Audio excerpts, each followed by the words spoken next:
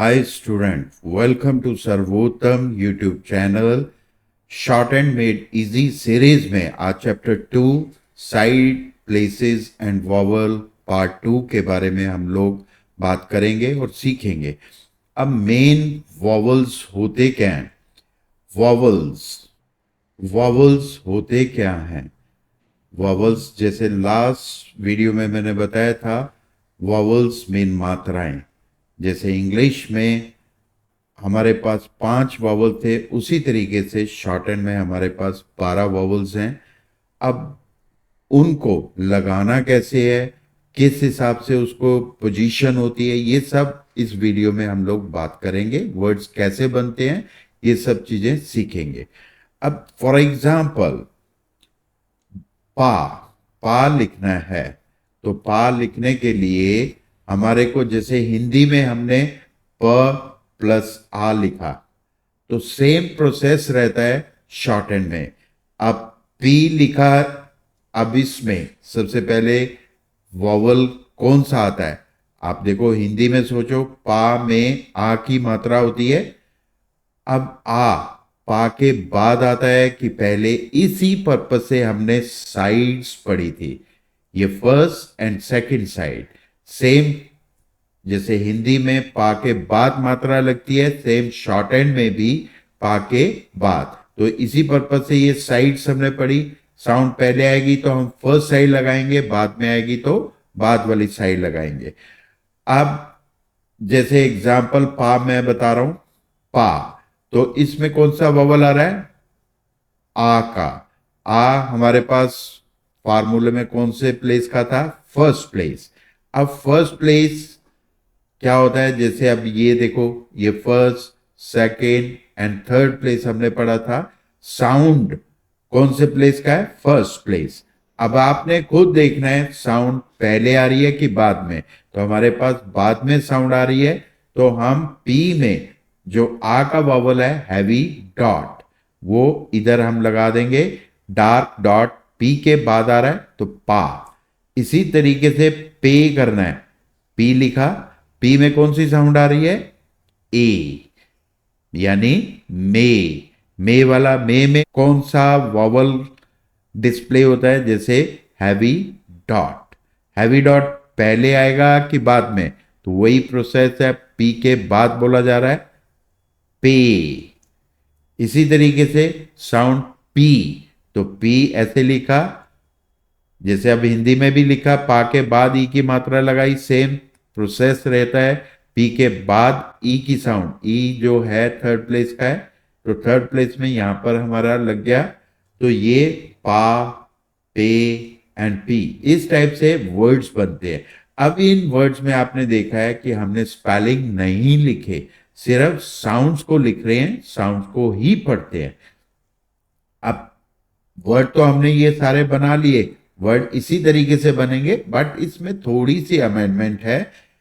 अगर first place का कोई भी वॉवल, जैसे एग्जांपल हैवी डॉट फर्स्ट का होता है, लाइट डॉट फर्स्ट का होता है, हैवी डैश फर्स्ट का होता है, लाइट डैश फर्स्ट प्लेस का वॉवल होता है, तो ये अगर फर्स्ट प्लेस का कोई भी वॉवल किसी भी स्ट्रोक में अगर लगता है, तो वो स्ट्रोक लाइन से ऊपर को लिख दिया जाता है, पा। अगर सेकेंड प्लेस का अगर वॉवल आता है, टोटल हमारे पास 12 वॉवल्स हैं, 4 फर्स्ट के हैं, 4 सेकेंड के होंगे और 4 थर्ड के होते हैं। तो सेकेंड प्लेस का कोई भी वॉवल, चाहे heavy dot, light dot, heavy dash, light dash, कोई भी वॉवल आए तो वो स्ट्रोक लाइन पर रहता है। एंड थर्ड प्लेस का अगर आएगा तो वो through the line, cut the line या बिलो द लाइन, कुछ भी आप कह सकते हो। तो ये मेन बेसिक रूल है, वॉवल किस तरीके से लगते हैं। तो ये मैंने आपको एक छोटा सा एग्जांपल दिया कि फर्स्ट प्लेस का कोई भी वॉवल आए तो above the line, second on the line and third through the line. ये मैं बता देता हूं, फर्स्ट इस तरीके से कोई भी vowel, heavy dash, light dash, heavy dot, heavy dot, light dot. ऐसे ही सेकंड प्लेस का कोई भी वॉवल किसी भी स्ट्रोक में आए तो on the line, light dash, heavy dot, light dot. Third place का अगर आएगा through the line, heavy dash, light dash, heavy dot, light dot. तो ये मेन पोजीशन रहती है कोई भी स्ट्रोक बनाने के लिए। अब फॉर एग्जांपल ये तो अकेले स्ट्रोक थे, अब दो स्ट्रोक आ जाए, जैसे पी ऐसे लिखते हैं एंड टी इस तरीके से। फर्स्ट स्ट्रोक अपनी जगह पर होता है, सेकंड जगह छोड़ता है, जैसा कि ज्वाइनिंग में बताया था। अब इसमें फर्स्ट प्लेस का अगर कोई भी वावल आ जाता है, जैसे एग्जांपल पी और टी का ले रहे हैं, तो पी को लाइन से ऊपर उठाएंगे और टी उस तरीके से लाइन को काटेगा भी फर्स्ट। अब ये नहीं कि पेन आपके हाथ में है, पेंसिल आपके हाथ में है तो आप पी टी ऐसे कर दो, तो ये गलत हो जाएगा। जितना पी होता है उतना ही टी साइज में होता है। तो अगर हम इसमें पी टी ऐसे किया तो फर्स्ट प्लेस है, तो फर्स्ट प्लेस इतना ही ऊपर जाएगा और साथ में टी भी साथ में उसके ऊपर को जाएगा। अब सेकंड प्लेस का अगर आता है पी एंड टी, तो P सेकंड प्लेस का है तो लाइन पर टच रहेगा, तो T उसी हिसाब से आगे लाइन से नीचे को खिसक जाएगा। And third through the line and T इस पोजीशन में हमारी आउटलाइन बनेगी। तो ये मेन ज्वाइनिंग में वॉवल अगर लगते हैं तो इस तरीके से फर्स्ट प्लेस के लिए, सेकंड एंड थर्ड के लिए। अब मेन होता है कि ये तो हो गया ज्वाइनिंग स्ट्रेट स्ट्रोक के बारे में। अब जैसे हॉरिजॉन्टल स्ट्रोक होते हैं, हॉरिजॉन्टल स्ट्रोक कौन से होते हैं? जो लाइन पर लेटे हुए स्ट्रोक होते हैं। अब फॉर एग्जांपल के, जी, एम, एन, एन जी, ये सारे हॉरिजॉन्टल। हॉरिजॉन्टल हमारे पास टोटल 5 स्ट्रोक्स होते हैं, के, जी, एम, एन और एन जी। ये 5 स्ट्रोक्स अगर इसमें फर्स्ट प्लेस का वॉवल आता है तो के में फर्स्ट प्लेस का वॉवल आया तो लाइन से ऊपर, सेकेंड लाइन पर and third through the line होना चाहिए according to rule. But book में इसको गलत कर दिया, कहते लाइन पर रखो। ऐसा क्यों? क्योंकि जब हम वर्ड्स बनाते हैं तब हम इसको इजीली पढ़ सकते थे, ये इजीली हम पढ़ लेंगे। बट जब सेंटेंस बनाएंगे, सेंटेंस मतलब एक से ज्यादा वर्ड को मिलाकर सेंटेंस बनता है, तो सेंटेंस बनाएंगे तो हमारे को डाउट रहेगा कि ये ऊपर वाली लाइन का वर्ड है कि नीचे वाली का। कई वर्ड्स में कंफ्यूजन हो जाता है, तो इस पर्पस के लिए रूल बन गया है कि अकेला horizontal stroke third place vowel के लिए हमेशा लाइन पर रहेगा। जैसे एग्जाम्पल नी आता है तो इसमें थर्ड का है, तो इसको थ्रू द लाइन नहीं लिखेंगे, इसको हम हमेशा ऑन द लाइन लिखेंगे। इसी तरीके से अब जैसे एग्जाम्पल मैं दे रहा हूं के और एल का, के एल अगर हम जोड़ेंगे तो ऐसे होगा। अगर इसमें फर्स्ट प्लेस का वॉवल अगर आ जाता है तो फर्स्ट का आएगा तो के अबव द लाइन, एल साथ में उसके लगेगा। एंड सेकेंड का अगर आएगा तो के ऑन द लाइन, एल उसी तरीके से खिसकेगा। थर्ड का आएगा तो थ्रू द लाइन, की ऑन द लाइन। अब इसमें से अगर आपसे मैं पूछूं तो ये फर्स्ट वाला ठीक है कि सेकंड वाला? अकॉर्डिंग दिस रूल कौन सा ठीक रहेगा? तो मोस्टली स्टूडेंट नंबर 2 ही बोलेंगे। क्यों? क्योंकि इधर मैंने बोला हॉरिजॉन्टल स्ट्रोक हमेशा थर्ड प्लेस के लिए लाइन पर रहता है, बट उसमें मैंने बोला अकेला अकेला हॉरिजॉन्टल स्ट्रोक जो होगा वो लाइन पर रहेगा। इधर क्या है, के साथ एल भी ज्वाइन हुआ है, तो फिर इसमें ये वाला रूल इंप्लीमेंट नहीं होगा। तो इसमें जो थर्ड प्लेस का है तो उसमें हमारी ये आउटलाइन थ्रू द लाइन जाएगी, ये गलत हो जाएगा। तो इस चीज को भी ध्यान देना, नहीं तो मोस्टली स्टूडेंट यही समझते हैं कि हाँ जी ये रूल बताया तो इस हिसाब से लाइन पर ही लिखो, बट ये ध्यान दो, ये अकेला नहीं है, दो स्ट्रोक हैं। तो दो स्ट्रोक के लिए जो हमारा रूल चलता है थर्ड प्लेस वाला, तो वही इंप्लीमेंट होगा। अब इसी तरीके से ये तो हमारा हॉरिजॉन्टल का भी हो गया। अब नेक्स्ट हो गया के डी। अब ज्वाइनिंग में हमने पढ़ा था फर्स्ट स्ट्रोक जगह पर होता है, सेकंड जगह छोड़ता है, पर उधर हमने इसको कोई रूल याद होगा आपको, अगर आपने ध्यान से वीडियो देखी होगी पुरानी, तो उसमें क्या बताया था, के लाइन से ऊपर, डी लाइन पर। ऐसा क्यों? ये हमने रूल पढ़ा था कि हॉरिजॉन्टल स्ट्रोक के बाद अगर डाउनवर्ड स्ट्रोक आए तो हॉरिजॉन्टल लाइन से ऊपर चला जाता है।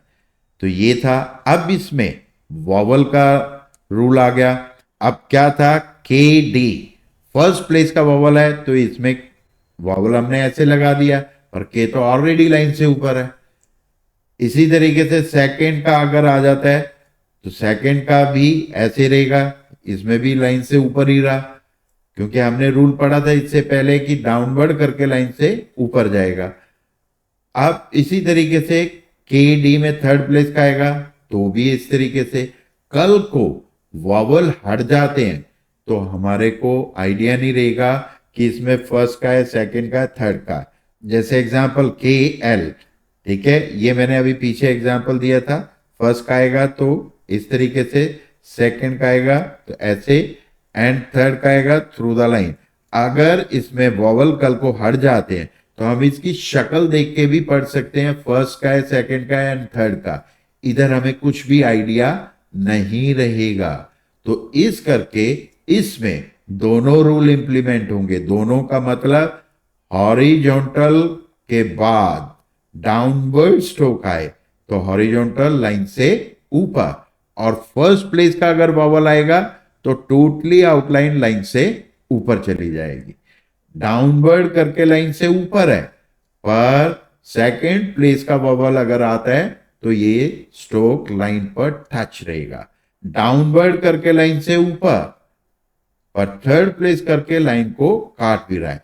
तो इस वाले आउटलाइन में हमें ध्यान देना है कि इसमें दोनों रूल इंप्लीमेंट हो। दोनों रूल, हॉरिजॉन्टल स्ट्रोक के बाद डाउनवर्ड वाला रूल और वॉवल का रूल, ये दोनों रूल इंप्लीमेंट होंगे। तो इस तरीके से इस चीज का ख्याल रखना। अब नेक्स्ट आ गया हमारे पास आर। आर हमने दो पढ़े हैं, one is a downward and second R upward. अब डाउनवर्ड आर का कब यूज होता है, अपवर्ड का कब यूज होता है? तो बुक के अकॉर्डिंग उसमें बता रखा है, if any vowel proceed then R use downward, यानी आर से पहले कोई वॉवल लगता है तो R downward, if any vowel follow then R upward. अब ये तो ठीक है कि अकॉर्डिंग टू बुक ये ठीक है, रूल कोई गलत नहीं है, पर फिर भी कई वर्ड्स में कंफ्यूजन क्रिएट हो जाता है। तो उसके लिए मैं थोड़ा आपको इजी वे में समझाता हूं कि अगर आर, डाउनवर्ड आर में पहले कोई वॉवल लगे, लगे का मतलब होता है लगना चाहिए, ठीक है, लगता है, आए नहीं बोल रहा हूं, लगे, तो आर हमेशा डाउनवर्ड यूज होगा। अगर आर के बाद कोई भी वॉवल लगे तो आर अपवर्ड लगना चाहिए, आए नहीं बोल रहा हूं। वो मैं एग्जाम्पल जब वर्ड बताता हूं तो उसमें क्लियर कर दूंगा। तो अगर आर में पहले और बाद में कोई वॉवल ना लगे तो आर डाउनवर्ड। ये तो मेन एक हिंदी में मैंने एक्सप्लेन किया। अब देखो वर्ड में आपको और क्लियर हो जाएगा। अब जैसे कोई वर्ड है और, अब और में अपने आप देखो हिंदी में सोच लो, ओ र, तो और में आर में क्या है, पहले मात्रा आर में लग रही है, तो लग रही है तो इस करके हमने डाउनवर्ड। आए नहीं बोल रहा हूं, लगे, लगे का मतलब होता है आर में लगनी चाहिए। जैसे हिंदी में देखो और, तो इसमें क्या है, मात्रा आर में ही लग रही है, तो इसलिए are downward. Air, are downward. Row, अब अपने आप देखो, रो, रो में ये हिंदी में सिर्फ मैं समझाने के लिए लिख रहा हूं, आपने नहीं लिखना, आपने इसको सिर्फ सोचना है। रो, अब रो करना है, फॉर एग्जाम्पल रो, आर में ओ की मात्रा, रो, सेम प्रोसेस रहता है शॉर्ट हैंड में भी। आर लिखा, आर के बाद मात्रा बोली जा रही है, तो आर अप वर्ड, रे, आर अप वर्ड। अब मेरा एक था कि इसमें तो बताया ना, पहले वावल लगे तो डाउनवर्ड, बाद में लगे अपवर्ड। अगर कोई वावल की साउंड आर में ना लगे तो आर डाउनवर्ड। फॉर एग्जाम्पल पार, अब जैसे पार हमने करना है, आप इसको पार इस तरीके से लिखेंगे हिंदी में। शॉर्ट हैंड में भी यही प्रोसेस रहता है, पी में आ की मात्रा और आर। अब ये जो मात्रा है किस में लगी, पा में, आर में क्या लगा, कुछ भी नहीं, कोई मात्रा नहीं लग रही, तो इस करके आर डाउनवर्ड। शेयर, तो शेयर में भी शाह में मात्रा लग रही है, आर में कोई मात्रा नहीं लग रही, तो आर डाउनवर्ड। कार, इधर भी कोई वॉवल नहीं लग रहा, तो आर डाउनवर्ड। फेयर, अब इसमें फा में मात्रा लग रही है, आप शॉर्ट हैंड में भी देखो, हिंदी में भी लिख के देखोगे तो फा में मात्रा लग रही है, आर में कोई वॉवल नहीं लग रहा, तो इस करके हमारा आर डाउनवर्ड यूज होता है। तो ये तो आपको क्लियर हो गया होगा। अब नेक्स्ट जो है हमारा थर्ड प्लेस का। अब जैसे थर्ड प्लेस, इसमें हमने पढ़ा था पी लिखना है, तो पी में कौन से प्लेस की मात्रा आ रही है, थर्ड। तो हमने क्या पढ़ा था, थ्रू द लाइन, और यहां पर पी के बाद साउंड आ रही है तो हमने इस तरीके से लगा दी। टी करना है, टी, तो टी में इसी तरीके से टी, ठीक है।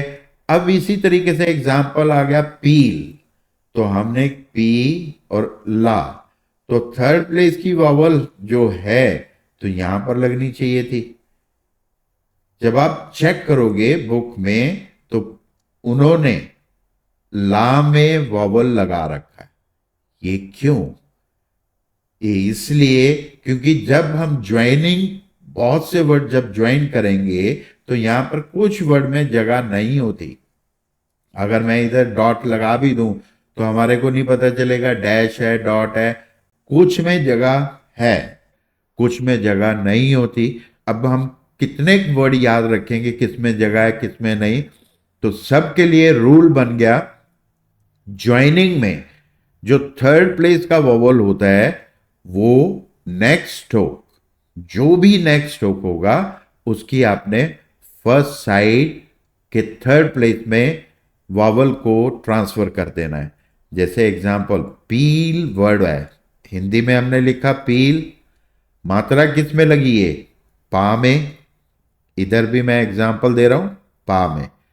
अब पा में हमारे पास जैसे जगह नहीं है, पा में हमारे पास जगह नहीं है, तो अब ये वॉवल देखो किस में लगा, जो भी नेक्स्ट स्ट्रोक होगा, नेक्स्ट स्ट्रोक, नेक्स्ट स्ट्रोक की किस साइड लगा, नेक्स्ट स्ट्रोक की फर्स्ट साइड। बस ये हमेशा याद रखना है, हमेशा जो थर्ड प्लेस का वॉवल होगा वो ट्रांसफर हो जाता है कहां पर, नेक्स्ट स्ट्रोक की फर्स्ट साइड। और थर्ड प्लेस का vowel, only third place vowel जो होता है ट्रांसफर होता है, फर्स्ट सेकंड का कभी नहीं होगा, सिर्फ थर्ड प्लेस का, तो थर्ड प्लेस में ट्रांसफर हो जाता है।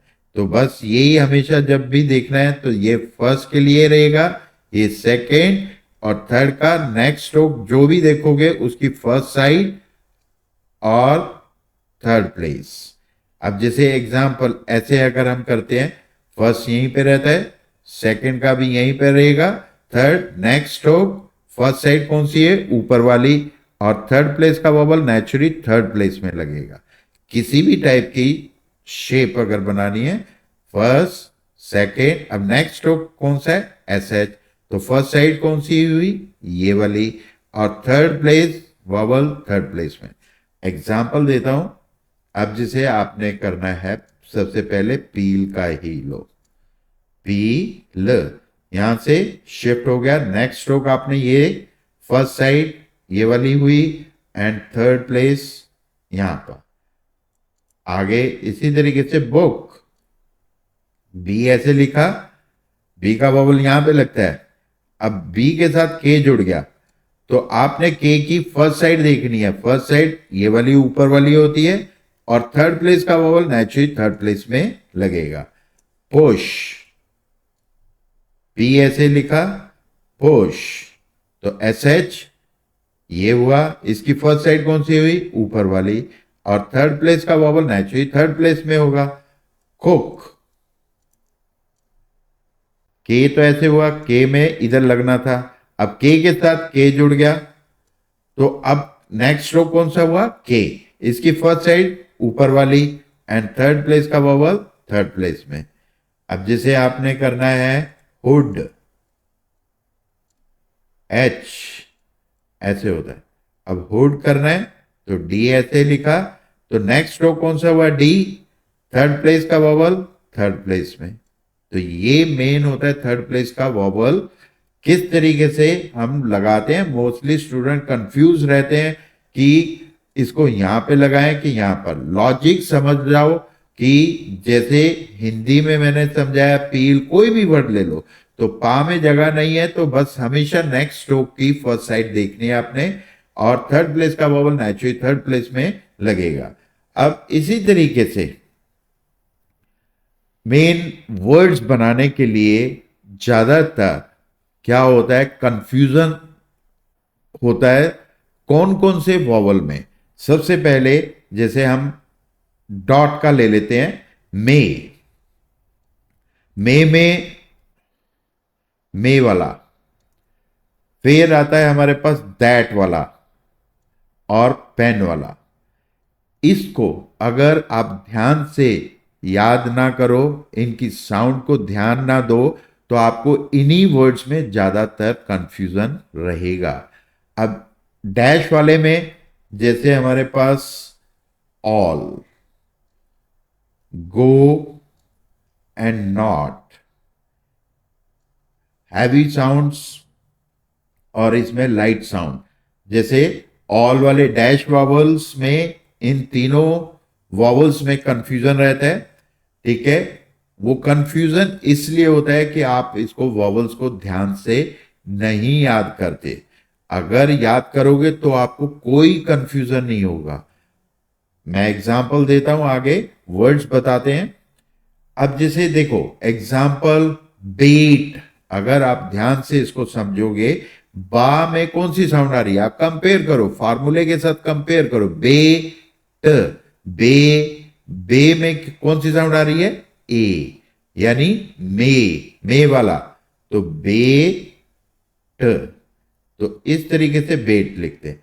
अब जैसे अगर हम कैम, कैम को अगर ध्यान से समझोगे, सुनोगे, अपने आप बोलो तो साउंड ऑटोमेटिक बाहर निकल जाती है, कैम। तो कौन सी साउंड आ रही है, कै, ए किसके साथ कंपेयर करेंगे, दैट, दैट वाले के साथ कंपेयर होगा कैम, ठीक है। इसी तरीके से होता है बैट।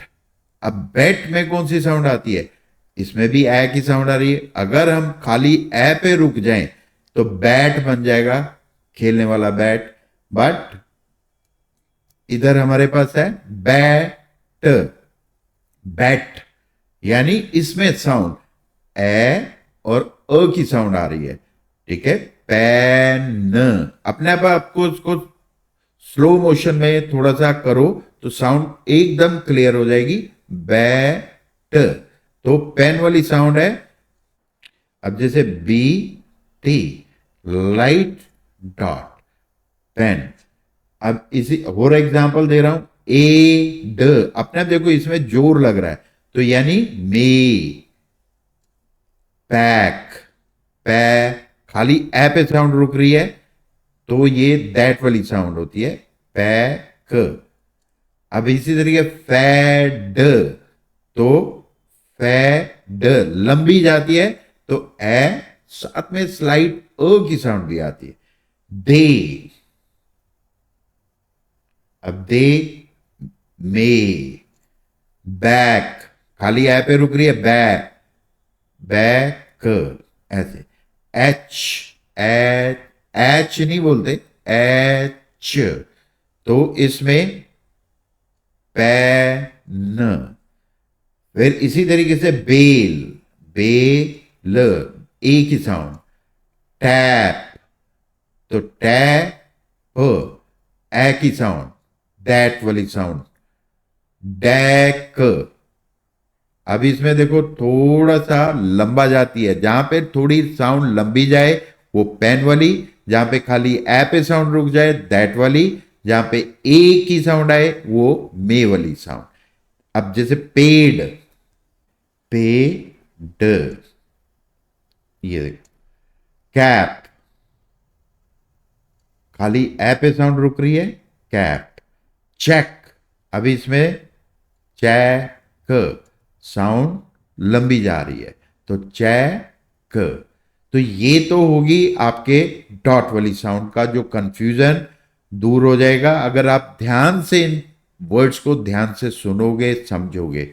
सेम इसी तरीके से डैश वाला होता है, डैश में ऑल में कंफ्यूजन होता है, नॉट में होता है और गो में। अगर आप इनको ध्यान से सुनोगे तो सभी साउंड बहुत अलग अलग होती है। अगर आप ध्यान नहीं दोगे तो सभी तीनों की तीनों साउंड आपको एक जैसी लगेंगी। अब एग्जाम्पल, पॉल, पॉल में क्या होता है, पॉल यानी ऑल। ध्यान से सुनो तो ऑल वाली साउंड आपको इसमें नजर आएगी। अब एग्जाम्पल, पॉल, तो ऑल वाली साउंड, हैवी डैश। पॉली, अब पॉली, अब इसको हम पॉली तो बोलते नहीं, पॉली, तो खाली ऑ पे साउंड रुक जाती है, नॉट, नॉट वाली साउंड। अगर हम इसी को वर्ड को पोल, तो पोल बोलते हैं, तो पोल।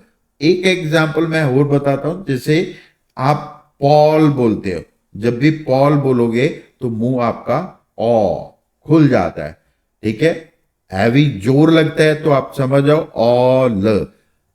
अब इसी तरीके से पॉली, जैसे हमने पॉली बोला तो उसमें भी मुंह आपका ओपन हो रहा है, पॉ, ओ, ठीक है। तो ये डिफरेंट होता है, डिफरेंस आता है इसमें। अब जैसे पोल करना है, पोल, तो उसमें मुंह आपका दबता है, पिचकता है, ठीक है, पोल। इसी तरीके से आप ध्यान से वर्ड को समझोगे तो अपने आप ही आप क्लियर हो जाएगा कहां पे ऑल वाली साउंड, कहां पे नॉट वाली साउंड, कहां पे गो वाली साउंड। अब जैसे एग्जांपल, टॉल, टॉल, अब ऑ की तो साउंड आ रही है पर थोड़ा जोर लग रहा है, तो जहां पे जोर लग रहा है समझ जाओ ऑल वाली साउंड। अब डॉक, डॉक में सिंपल ऑ की साउंड आती है। ओथ, अब इसमें गो वाली साउंड है, ओथ। चौक, चौक, ऑ प्लस का, ऐसे चौक, ऑल वाली। शॉर्ट, शॉर्ट पे हमारी सिर्फ ऑ पे साउंड रुक जाती है, शॉर्ट। कोल, को बोलते हुए आपका मुंह पिचक जाता है, ठीक है, दब जाता है, कोल, तो ओ की साउंड। थॉड, जब थॉड बोल रहे हैं तो मुंह आपका ओपन हो रहा है, थॉड, और लंबा जा रहा है तो यानी ऑल वाली साउंड, थॉड। इसी तरीके से रॉक, सिंपल ऑ पे साउंड रुकती है, रॉक यानी नॉट वाली साउंड। रूट, अब इसमें मुंह आपका दब जाता है, ओ करते हुए, तो जहां पे ओ वहां पे गो, जहां पे थोड़ा ऑ लाइट बोला जाता है, नॉट, जहां पे जोर लगता है तो ऑल, ठीक है। तो ये तो होगी आपके ऑल, नॉट और गो के बारे में। अब मेन आता है ई के बारे में। ई में जैसे आपका कहां पर डार्क डॉट लगेगा, कहाँ पे लाइट, सेम वही चीज है जहां पे जोर लग रहा है। एग्जाम्पल ईल, तो ईल वहां पे हैवी वी वाली साउंड, और जहां पे इल लाइट बोला जाता है वहां पे इज वाली साउंड। अब जैसे ये था ईल, जोर लग रहा है, तो ऐसे इल लाइट, तो इस तरीके। बी, बी बोलते हुए जोर है तो वी वाली साउंड। बिल, इसमें जोर नहीं लग रहा तो लाइट इज वाली साउंड। डी, ये, और चिल, चिल लाइट। इसी तरीके से जी, तो जी में जोर लगता है तो हैवी डॉट, किल लाइट। फी, हैवी डॉट, मिल, अब लाइट डॉट। मिल में जोर नहीं लग रहा, मिल स्मूथली बोला जा रहा है, तो वहां पर लाइट यानी इज वाली साउंड, जहां पे थोड़ा जोर लगता है वहां पर वी वाली साउंड। अब इसी तरीके से ऊ का, यानी कि ऊ की साउंड ठू, जहां पे जोर लगता है वहां पे डार्क, और जहां पे स्मूथ बोला जाता है वहां पे लाइट। जैसे एग्जांपल चू, तो अब चू में सी एच, चू, ठीक है, जोर लग रहा है तो ऊ की साउंड यानी ठू वाली साउंड। टुक, टुक में टूक तो नहीं बोलते, हम टुक बोलते हैं ना, तो लाइट। इसी तरीके से शू, शू, एंड बुक लाइट, तो लाइट डैश। लू, heavy dash, and look smooth जा रहा है तो वहां पे लाइट। अब जैसे वू, डब्ल्यू डैश हैवी, वू जोर लग रहा है तो पुश लाइट। इसी तरीके जू, जोर लग रहा है तो हैवी डैश, टू वाली sound. Shook, and light sound. तो इसमें तो हमारा मेन जो होते हैं डाउट्स क्लियर हो गए, कहां पे हैवी साउंड लगेगी, कहां पे लाइट साउंड। अब जैसे नॉर्मल है आ की साउंड, ये फर्स्ट प्लेस, तो इसमें कोई हमारे को कंफ्यूजन, ये काम, तो सीधा बोला जाता है काम। Palm, palm. अब इसमें एक चीज मैं और बताना चाह रहा हूं, सिर्फ साउंड लिखते हैं, साउंड्स को पढ़ते हैं।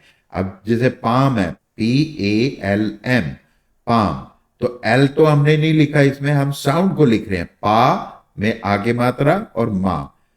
बाम, अब इसी तरीके से बी में आगे मात्रा और बाम। बस जब हम शॉर्ट हैंड में पढ़ेंगे बाम तो हमें स्पेलिंग पता होनी चाहिए, बाम के स्पेलिंग क्या होते हैं, बी ए एल एम। इसी तरीके शाह, शाह लिखा तो इसमें हमने कोई एच नहीं लिखा, सिर्फ साउंड को लिख रहे हैं। बात, तो बा थ, तो आ और थ। अब इसी तरीके से जैसे हमारा टच, टच में कौन सी साउंड आ रही है, मच, टच, ऐसे। डच, डम, ये होगी रंग, इस तरीके से। एंड लंग, ये चीज, सब में मच वाली साउंड आ रही। तो इसमें हमारा इतना कोई कंफ्यूजन नहीं होता। कंफ्यूजन जो होते हैं वो मैंने आपको ऊपर साउंड बोल के भी बताया, क्लियर भी कर दिया। पर अगर ध्यान से अगर आपने वॉवल किया होगा तो कोई किसी भी वर्ड में कोई कंफ्यूजन नहीं होगा। तो नेक्स्ट वीडियो में हम ग्रामेलोग्स चैप्टर 4 में मिलते हैं और उसके बारे में सीखेंगे। तब तक के लिए धन्यवाद, नमस्ते।